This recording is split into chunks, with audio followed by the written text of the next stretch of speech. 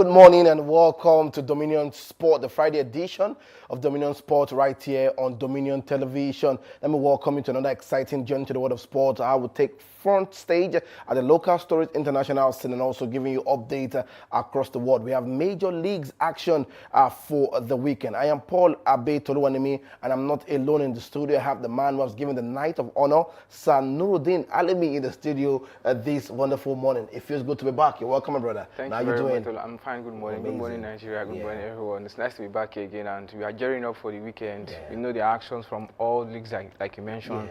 We have reactions from events that happened during the week, so I'm just excited to be back here again. Beautiful. All right, let's just dive straight into the world of sport this wonderful morning, and that's coming from the game between Kwara United and Rivers United. Remember that game ended 1-1. The rescheduled fixtures are for Rivers United, and trust me, there was so much drama that happened. Let me just give the lowdown quickly.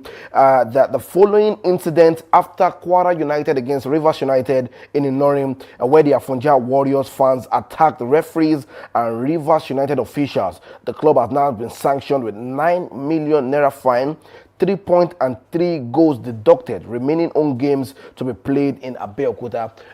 So when I saw the last statement, I'm like, Abeokuta now has now been, the place where people for indisciplined teams, to come, and get their things done and sorted out. I just hope that field will not, water down, more actions. But let's talk about the situation quickly. It's been happening this season, seasons before now, and we are still not getting solutions to this cause. And for me, I don't buy the idea of the fine because it looks like an easy peasy. Because at the end of the day, I can tell you I'm going to pay the 9 million naira, but can I pay it instrumentally? And you're going to agree because at the end of the day, you get the 9 million naira. But I just feel that this action should be done properly. Maybe relegate them back to the NLO or NNL. I don't know. Let's talk about this game quickly. Yes, happening in Ilorin quickly. It was Rivers United are back on the local scene. This is their first of the 5 games that were postponed because of their participation in the CAF Confederation Cup. And it was so sad to see Kwara United fans lose their heads at the end of the game. I think it's been brewing from the weekend. Against Kano Pillars in the weekend, in the same stadium, they had a late penalty corner that was later reversed as a free kick towards the end of the game. The fans were not happy about that, but I think they kept their cool. And in this game again, they considered a very late goal. And for me, it was a goal because the goalkeeper wasn't in charge of the ball. He spilled the ball. Let's see that video. If you can have that video, go ahead. It was a similar thing that happened in the game against Arsenal and Wolves. The goalkeeper wasn't in charge of the ball, so he spilled the ball, and the opponent had the chance to put the ball in the back of the net, as you can see. And the fans just lost their head and attacked the referee for no reason. It's so sad. And for this stage we are in the league, you mentioned it happened last season. Shooting Stars were banned from their home ground. This season, Remo Stars, Kano Pillars, it's been happening, and I think the league body needs to introduce stricter sanctions to curb this behavior from fans, because most times it's not actually the club. They won't close the door to their fans to come to the. There are some unruly fans that actually constitute this nuisance. Not everybody that was in the stadium was a part of this, but if the sanctions were stricter and they have more sanctions, not necessarily this fine. For this 9 million naira fine, Kwara United won the FA Cup last season. I don't think they've been paid the prize money for winning. So they might just say, why not just take it from that money? Take it from that, and I think it's a Niagara sum of money to take 9 million naira from them for the damages. Imagine if they were not proper security officials to shield the referee, to get him back into the dressing room and all, would have been saying a different story, because there were chairs thrown, punches, stones. What? You need to see some other videos. I'm sure my producer would have that, displayed shortly. And you wonder, there you have it. You wonder, why are we having this situation? And we are calling for the league to be televised. We want this to be the best league, across the world, but this is happening still. So for now, I think we need to, at the end of this season, there's nothing we can do. They have to complete this season. Before, if they need to take a pause, a lot of things need to go around. They need fan education. Personally, for club sides, they need to educate their fans about how to behave in games. You either lose, draw, or win. Yes, you can't win it all. It won't go your way. And the performances from Kwara United were not good enough.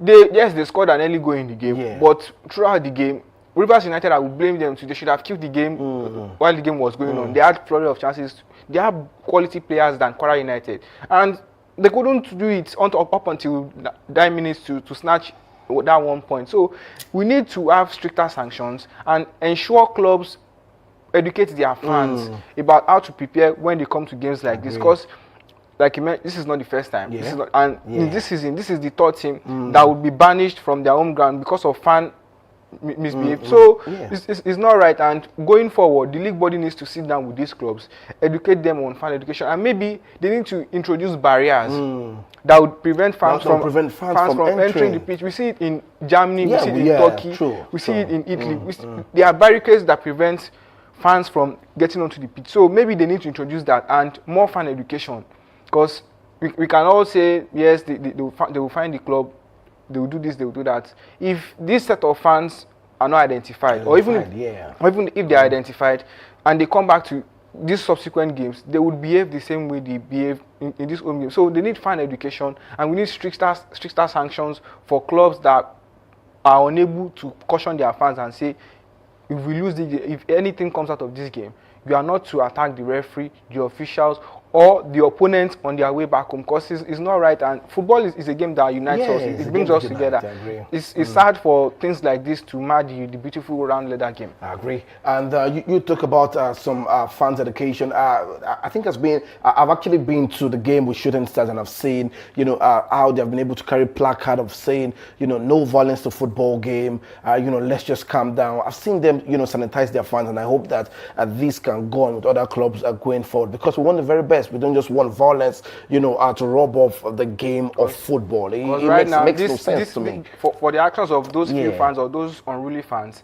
they've denied the team the chance to generate revenue and also to move out of relegation. Because now they just made it harder for them. You have been deducted 3 points, 3 goals for a team that is struggling, that is battling relegation, and you have to play your remaining home games away from home. The logistics that would put the strain that is going to put on the pulse of the team. So that's not the right way to go. And I think those fans learn their lessons. And when you get to, I will employ fans.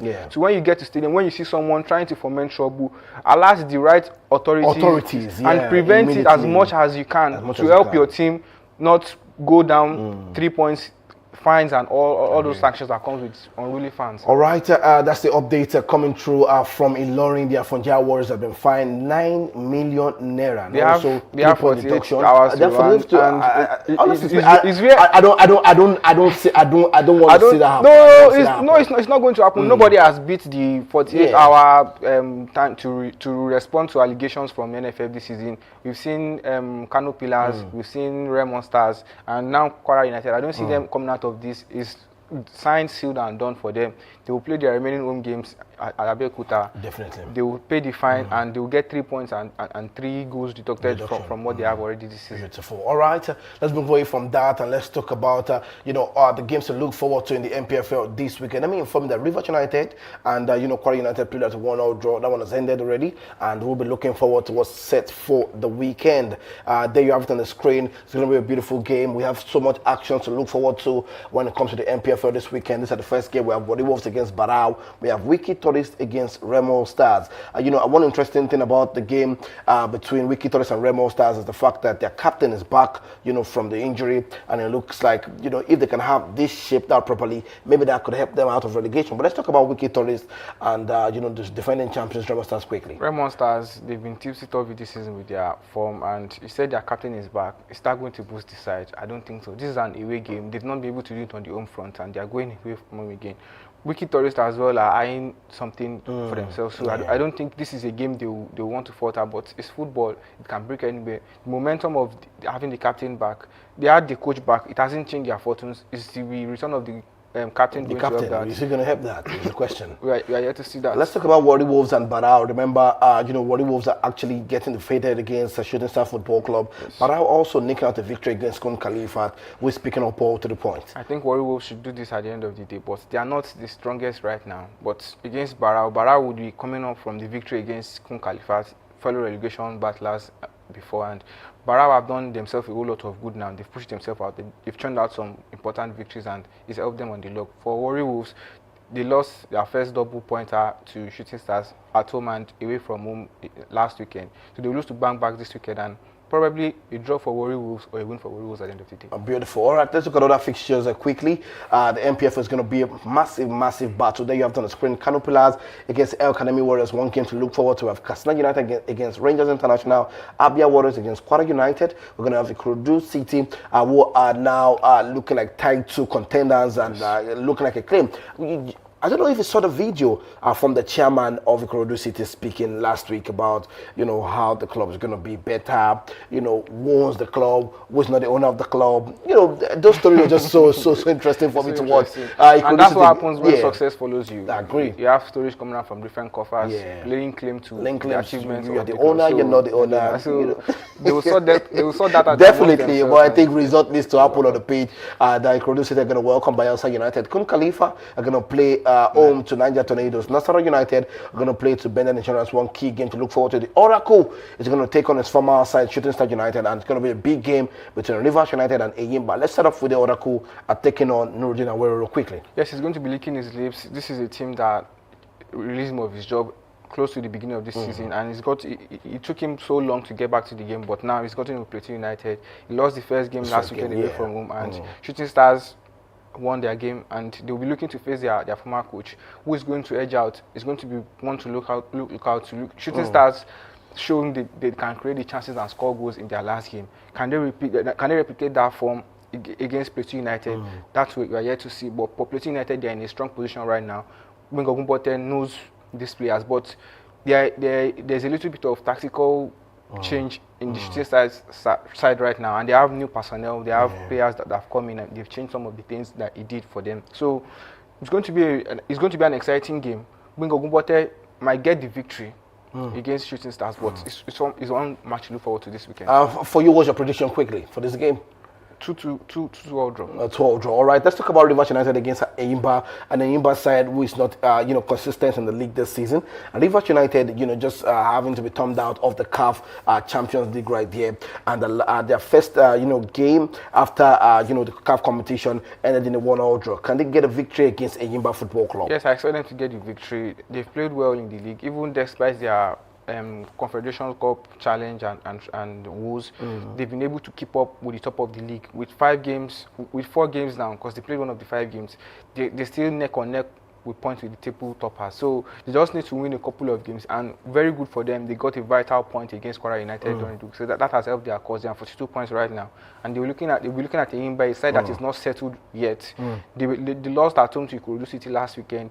They got 1 point against Nasarawa United 2 weeks ago, but now going to Rivers United, a side that will look to cement their status atop the league, because this win should probably put them ahead of the Premier League and MPFL table. Yeah. So I don't think Rivers United would lose against Eyimba this weekend. It will be too strong for Eyimba. Too strong. Because the last time I watched Eyimba, which was last weekend, I don't see them coordinated well enough. They have to change some things in their side.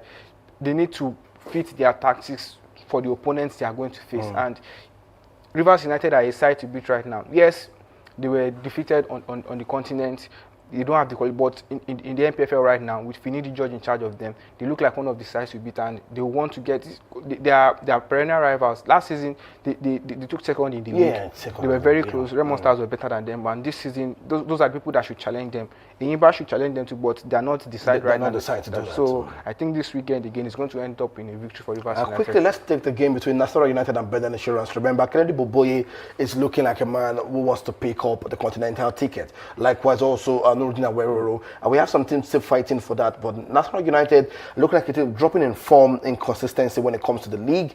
Do you see them, on their own turf, getting all 3 points, or maybe a draw against the Kennedy Boboye side? They should get the win this weekend if they want to continue their title charge and cement a space in the continent next season, because for the past 2 weeks, out of possible 6 points, they've been able to get just one against Eyimba, and that's so sad for them for a team, and that's seen them drop to 5th on the log with teams that see how games in hand to play. So Benden Insurance will prove a very tough test for them, because they are one of the most informed teams right now in the league, and Kennedy Boboye is doing a very good job with Benden Insurance. He's getting the victory home and away, and gotten some draws on the road as well. But this weekend, Nasarawa United should not falter again and drop points. If they drop points, they should kiss the continent bye-bye. Because yes, because it's going to get tougher, and with lesser games to go, you need to ease the ground running, especially in your home game. So it's going to probably end, for me, my prediction should be National United to win or draw at the end of the day. Okay, let's talk about the Ikorodu City quickly. Your predictions for this game? Ikorodu City would a victory for Ikorodu City. That's a no-brainer. They say Ikorodu Logawat. You also believe that? For now. Ikorodu Logawat. So they're no longer. So right now you're saying they're no longer the babies of the league. Remember last season they were called the babies of the league, and now they're proving like Ikorodu Logawat. Come on, so let's show them that we are the boss right now. Last season, even as they were touted the baby of the league, they were still they showed dominance. They showed dominance, and they were turning a lot of flesh for a lot of teams. And this season, they've shown that, yes, we had questions about them towards the beginning of this year, but it's because they lost their coach and all, but they seem to galvanize themselves together and turn out the victory. The last one was 1-0 away from home against Eyimba. Arumola is still eating the ground. He has 9 goals now. That has helped the fortunes of the club. And Barca United are not decided right now to thwart Ikorodu City's run to the title. So I think it's going to be a beautiful game, and Ikorodu City should defeat Barca. Definitely, because if I'm an Ikorodu City fan, I'll be looking forward to more victories, because you need to look at the games, pending for Rivers United. If they are to get a maximum of 9 points from that game, it's going to be a tough fight at the end of the road when it comes to the MPF. Let's move away from that. Let's just look at the table quickly before we talk about the lineup for the Super Falcons when it comes to the friendly. There you have it on the screen. Ikorodu City topping, Rangers International, Rivers United, National United is a big battle. Abia Warriors, Bendel Insurance, Shooting Stars. And you look at this team, it's just 1 point, 2 point, 3 point adrift most of these teams topping. And also, it's not far-fetched when you look at the top, the relegation battle. For Kwara United, just dropped here. They've deducted 3 points and 3 goals. That has taken Remo Stars up a bit, but that is still not enough room for Remo Stars. Kano Pillars are the most beneficiary from that. And we talked about the Wiki Tourists, so definitely they need a win. They need a win this weekend. That's what I talk about. So for Wiki Tourists, they have to do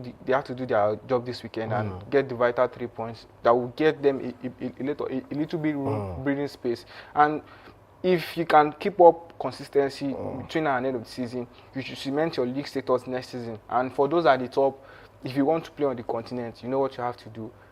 Keep your consistent runs, get your victory. If you have to snatch a draw, do it the ugly way, get your team on the log of the table, and end of the season you'll see your results. All right, doing it the ugly way, does not mean found violence. Let me just address that properly about doing the way you can get the victory. You look at some teams like Arsenal, doing it the dirty way when it comes to set piece, getting the victory, but lately it's been crumbling. We're not talking Arsenal, we are talking the Super Falcons of Nigeria as they are set for a friendly match against Cameroon. Let's just look at that one quickly. Gift Monday, Okobi returns as Oshuala misses Falcons pre-WAFCON friendlies. Washington Spirit striker Gift Monday and Canada-based Ngozi Okobi have earned the recall to the Super Falcons squad for a 2-legged friendly against Cameroon ahead of the 2026 Women's African Cup of Nations in Morocco, while Saudi-based forward Azizat Oshuala was omitted. Gift Monday and Mexico-based defender Chidema Okeke, who recently completed a recovery from a long-term injury, were included in a 25-player squad for the friendlies right there. We have Rashidat Ajibade, goalkeeper Chiamaka Nnadozie, forward Esther Okoronkwo, Chinedu Owezo, among others, and notable names listed in this squad list. Quickly, there you have it on the screen. Now, my question is quite very funny to you, because we were going for the La Decima. We achieved it with lesser friendlies ahead of the WAFCON. Now, I was speaking with a friend and I said, if the Super Falcons go ahead to lift the 11th trophy, then I think the WAFCON should be scrapped. Why? You want to ask me why? Because these teams are not prepared enough. And they go ahead to lift the trophy. So what are other teams, within the confined space doing to allow a team who is not prepared enough? We were supposed to have a friendly match, a pre-tournament friendly match to prepare us ahead of this one. The same thing happened last year. We're doing the same thing again, and we might go ahead to lift the trophy. Then what are other teams doing? It's just to show you the dominance of the Super Falcons on the continent. Come on, man.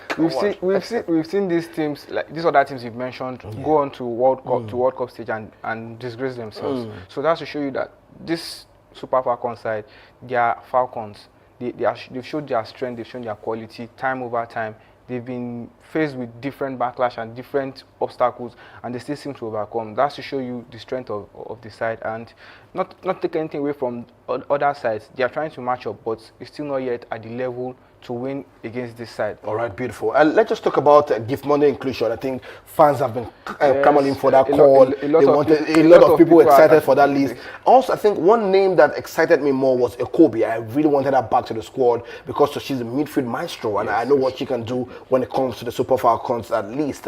But there you have it. Fantastic list. For you, were you, some names not omitted? Maybe Asisat Oshoala for you? Asisat Oshoala is a perennial name, and if she's going to make the team at the end of the day. When I saw the list, I had to go and check if she had announced her retirement from because we had that rumor last year. So that has not been confirmed, and this is just is it over? Is it over for her right now? Do you think so? I'm not going to answer that question yet until I see the squad that the coach churns out for. This is a chance for this is a friendly game and preparation, and we know if Asisat Oshoala comes into the side, we know her position and we know what she brings to the side. So I don't think she needs this testing test run to go and fit in. This is a chance for players that end their record and the new players that end their first call up to show what they can add to the squad and give the coach the headache he doesn't want to decide who is going to go on and who is going to remain when it comes to the final team that's going to represent the country or the continent. So it's a good one, and I would like to see what they have to play against Cameroon, even though I'm tired of seeing the Super Falcons play Cameroon. Every time we have to arrange a fast fixture or a fast friendly game, it has to be Cameroon. And the other sides we can face. We have opponents from North Africa. We have even different opponents from West Africa that you can face and get a favorable from them, a favorable match conditions to keep your players fit and test your tactics ahead of the competition. So good luck to the team, and we'd like to see the newcomers, how they perform, how they integrate themselves into the side. It's a double header, so we'll see how that turns out at the end of the day. All right, there you have it. We hope for the best for the Super Falcons of Nigeria going into this WAFCON. Just 16 days to go. So get ready, because we'll be giving you more and more updates as the WAFCON progress. So let's move away from that. Let's talk about the 19-point demand for Eric Chels. Trust me, I saw the list and I kept laughing, but I think he deserves it. He actually did deserve this demand. Let's just look at the demand quickly. They are not. For me, they are not outrageous demands. No, they're not. They're not. They are the basics. You look at 130k. So when I saw the 130k, I'm like, for you alone, but it's for all of the staffs. Yes, it's not for himself, and to show you that the level our national team is poor. There are a lot of interference from the NFF, and that was one of the things that raised. And when we talk about him being linked to the Marseille job, I knew it was the tactics to jack up his salary and his demands. And for what is asked for, I don't think that's too much. If we want a functioning national team, we see national team coaches visit games in different countries just to watch the players of their teams and give them allowances and all those things they ask for. They are not outrageous. If we can have the fans, just see the 19-point demand list of contract extension from Eric Chels. Thank you. There you have it. A private car SUV with a chauffeur and a security, house in a well-secured environment with 24 hours uninterrupted power supply. Furniture. These are basic. They are just basic things that should be given to him. If you can check Tuchel or any other national team top coach, if you can check their demands. These are the same thing you would see. These are even lesser to the things that these guys enjoy. So if you want your national team to be the best or be at the forefront, satisfy your coach. Satisfy your coach. You need to give him allowances to travel to games. Provide proper security for him. It's basic. Agree. Is the welfare of his players and of his coaching staff and all that, and he demanded for a permanent contract for his backroom staff. That is not too much. He has to have his people with him, and they need job security. So it's not something I think they should make a fuss about. But if they can afford it, they will go for what they can afford, and they will get the result. We saw what the people that didn't demand this from them turned out for them before he came on board, and it's shown that he can do. If you give him this and he doesn't deliver the result, then you can say, okay, we are not extending this contract. But he still even has 1 year left. He has 1 year left, and for me, with 1 year left, he has the chance to negotiate with other teams. That's why we see him news with Marseille, other African teams at all. So for Eric Chels, if he can get this and if he can improve the national team, because I think he made some improvement to the side, tactical wise and with the kind of football they play now, is better than what we've had over the years. So for Eric Chell, good luck to him in his negotiations with the NFF and his team. And we'll see what happens at the end of the day. Agreed. Let's just look at number 13 quickly before we talk about actions for the weekend in the Premier League. No interference in team selections and players call-up. That's why I mentioned earlier. I said the NFF and officials, they have this backroom way of saying Omawalile. Yeah. I'm sorry for asking you. Okay. So they have this political, and it's not done anywhere in the world. The national team is not room for players that have connections. It is for the best players to represent the country. You won't see someone from England tell Tuchel, okay, I want this player to be represented. No, if he's not the best, if he's not putting out his performance with his club side, it's not going to get. It's why you see Tuchel in every game. You see him in different games. You see him in different grounds. Over the weekend, you see him attend 3 to 4 games. 3 to 5 matches in one day. In one day, just to get a feel of okay, is this player going to earn a place? We see Nagelsmann with Germany. We see the French coach Deschamps. We see him across different grounds. We see them watch Champions League games just to see the performances of the players they will bring to the squad, and nobody influences that decision for them and say this person is playing. This person should play. It's based off merit and performances, and no one should, or nobody, or no person from the political side of things should have power to tell the coach, get this player for me. You have to put this person here. No, it's not done anywhere in the world. I just hope this number 13 is done properly, going forward. But there you have it, and we hope that this is sorted out quickly so that we can have the very best of Eric Shells take on and be in charge of the Super Eagles of Nigeria. Let's talk about the Butlers, as people are calling it right now. Arsenal Football Club are not looking in good form after a 2-2 draw against Wolverhampton Wanderers, who are relegation strugglers at this point in time. Strugglers, I'm sorry. I think their championship are faithfuls already. Okay, let me just give them the championship faithful. But there you have it, the game in the tour. Let's look at what the table is saying quickly, and we're going to talk about Bukayo Saka on this show too. Arsenal, and now come on. Before this, now this was before this. This was before this. Yes. Right now, this was what Arsenal was looking like at this point in time. But right now, it's just 2 points. No, it's not 2 points. Yes, if Manchester City, that is if Manchester City, go ahead. They're playing against Newcastle. Arsenal fans should not fret yet, but they have to hope and Newcastle give them something to cheer on. They were supposed to go 7 points clear against everybody expected. They went 2 goals ahead, and they just lost their head towards the end of the game. And that's to show you the frailty in the mentality of the players and backroom staff of Arsenal. I think it's getting to them now. The noise from outside, they need to block it out and face the job. We spoke about them needing just 12 games to confirm their title win, and now since then they've just won a game, and it keeps getting. The games keep getting smaller. Now it's 11 games for them till the end of the season, and they need probably about 10 or so to confirm. But now, if City get the victory against Castle, they're going to go to 56 points, and that's just 2 points from Arsenal. 2 points from Arsenal. It's not what Arteta and his boys want to see, but I still feel Arsenal can still do it, but they need to sit up, forget the noise, and face the defensive frailties they have. And I mentioned that the way they play football, the set piece reliance of Arsenal is too much. You can play better football. You see them doing antics that you not expect from inside from Arsenal. You see Trossard rolling around on the floor, trying to waste time for about 2-3 minutes. For a team as big as Arsenal, you should go all out against teams like Wolves, bottom of the league. So the teams you should be getting maximum 3 points and not wait for dark arts or something. That is not the way to. If you want to win this title, confirm and put all doubters to rest.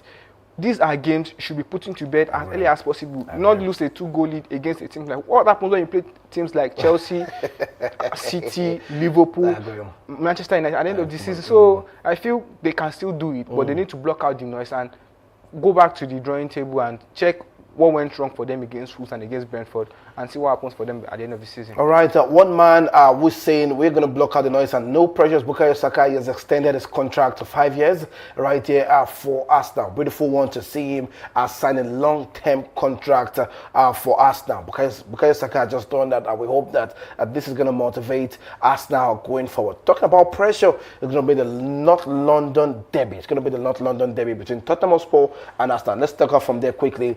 do you see this game with the new manager, for Tottenham Hotspur and Arsenal, with these struggles against Wolverhampton Wanderers, what's going on with all to the points? It's going to be a very tough one. Arsenal are coming from that down defeat against, because for me it's a defeat, losing a 2-goal lead and losing a chance to go 7 points clear. That's a loss for me, and they are playing Spurs. Spurs have not been decided to be a thorn in Arsenal flesh for a while now. The first leg ended in Arsenal's favour, and I think this is going to go the same way, because with Spurs now, their domestic campaign led to the sack of Thomas Frank. They've gotten Godtudon, and I don't see him as the man to. Honestly, same here. I don't see him as the man to. It's just interim. Let's see. Even as an interim coach, I think there are better options for Tottenham Hotspur, but we don't know. The new manager bounce might help them, and Tottenham don't necessarily need to go for the win. Yes, they are in trouble. They have troubling times right now. They are in 16th position right now. They are also a part of the relegation struggles, but I don't see them strong enough to defeat the Arsenal side if they bring out their A game. Because now we have to see. I'm sorry, we have to see the side that Arsenal, Mikel Arteta and his side that they're going to churn out that day. That's going to be very important for Arsenal. The players that come onto the pitch and the mentality the players bring on to play the game is going to be a very feisty one. Not only derbies are not pushovers; they're very they're always strong, fierce, goals and a lot of action. So it's going to be a very beautiful one. I don't see Tottenham thwarting Arsenal's charge for the title, but it's going to be a very interesting game to watch. All right, let's look at other fixtures quickly, on the screen. Other fixtures in the Premier League, quickly, you can have that displayed before we talk about the world of tennis. Aston Villa are going to play Leeds United, Brentford against Brighton, Chelsea against Burnley, West Ham against Bournemouth, and Manchester City against Newcastle. I think this is one game you need to look at for. Also, Everton are going to play against Manchester United on Monday night. There you have it. Tottenham against Arsenal, Sunderland against Fulham, Nottingham Forest against Liverpool, Crystal Palace against Wolverhampton Wanderers. All right, those are the games you look forward to in the Premier League for the weekend. Wrapping up the show, we're giving you updates from the world of tennis. Sanuruddin, over to you. In the world of tennis, over the week, we had action from the ExxonMobil Open in Qatar. Carlos Alcaraz booked his place in the semi-final with a comeback victory yesterday against Khachanov, and it was a very beautiful, over 2 hours of tennis. You played 2 hours of tennis. It was strong. He lost the first set. He went to he had to go to the decider, and he broke his opponent twice.